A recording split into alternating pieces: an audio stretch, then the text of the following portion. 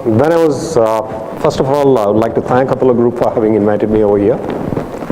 And second, when I was asked to speak about customer delight and utilization of technology. Since yesterday, all the discussions here have been about the future. But to talk about customer delight, I said, okay, let me take a step back and go back to the history. But before I go ahead with that, I would like to talk about the city where we currently are standing. We are having a healthcare event in a city that perhaps epitomizes care with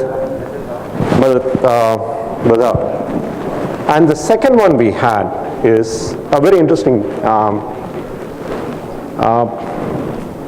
information I could get. This is a city where the first modern medicine institution was set up in 1835 that started training in English. Before that we had only one, that was the one in French in Pondicherry. So much for the setting. But when we talk of technology today and how do we adopt technology across, what comes across is there is no single answer for technology in anywhere. You take this city for example.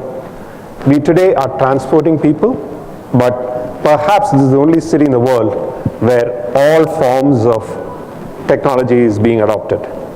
So when we do go forward, what is critical? Just as much as the technology that we deliver, but far more is understanding our customer. What is it that the customer would take? The other one, where something similar that was used, was how at the same time not adopting technology to deliver customer value, how it can actually lead to your extinction.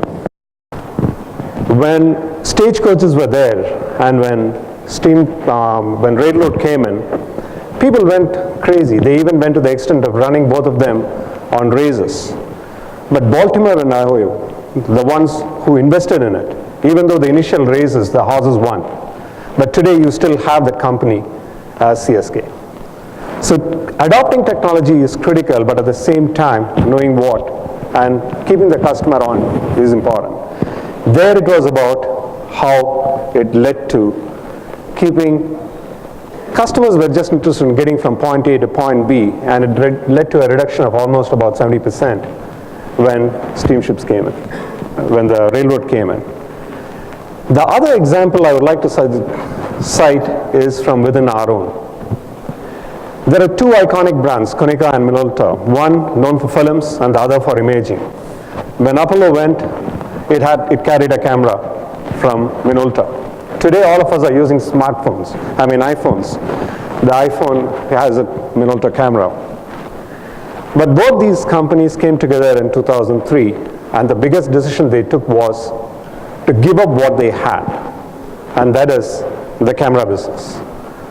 They exited films and camera completely 3 years ahead of a technological revolution that came in, which meant it led to what? And finally it led to, they said, from essentials of imaging, which used to be the core for this, it became, how do we give shape to others' ideas? So we took what we had, these two organizations, and within the first month they were designing, after the merger, they were designing products together into nanotechnology, manufacturing, sensing, and color, and such. But the critical differentiator was the way they adopted what they had and what they took it forward to.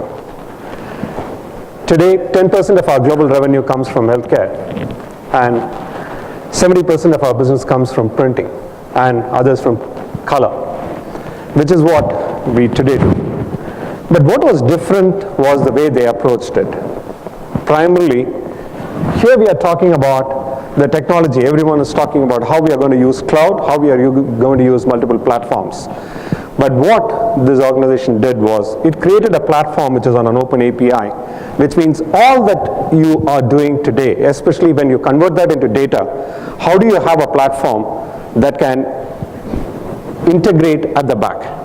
And that is what this does for you. And while doing it, what was critical is they used the extremely eco-sensitive.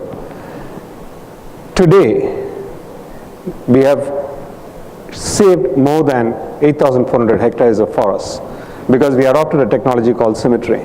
The other area where we did, when we took it forward, our imaging strength, was the aero-DR. All of us know that when we ask someone to undergo an X-ray, the first question is, do I really need to get exposed? That's a question that has always bedeviled us. And it's very valid. So what we did, we used our technology again, because this entire thing is made internally. We managed to reduce the amount of exposure by 50%, all because of what we are able to do with technology today. And how is it helping healthcare? You are able to do with just one remote panel, use in multiple panels across, and you are also able to do it in even in remote. How? I will just come back to. Second, thanks to the fact that we changed the technology, the quality of output, your imaging, went up. And third, in 3 seconds of exposure, you are able to see the result on the monitor. Currently, other processes we know it takes. So again, how do we keep the customer in mind? How do we improve centricity? How do we create value? There was a lot of discussion about delivering healthcare to remotes, right? Now, the one which we saw on the previous slide is what we do at hospitals, where we can have one which can multitask. The next is what we will be giving you by the end of this year is, imagine you are able to take it straight along with a battery charger and do 200 exposures straight anywhere in rural. And this is again the next one, primarily keeping just 3 things in mind. How do we deliver value to customer?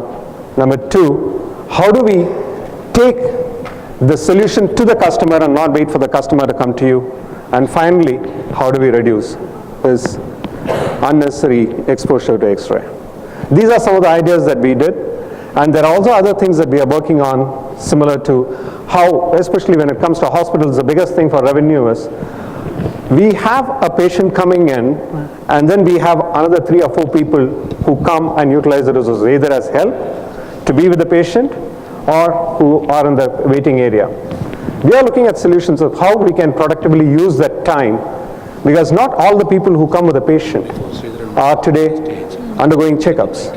But we are looking at solutions that will make sure that we use that time of waiting, and can we get them to undergo certain preventive checks. Again, something non-invasive, and maybe the next year we will be able to share some of those thoughts on that. Thank you very much for having me here.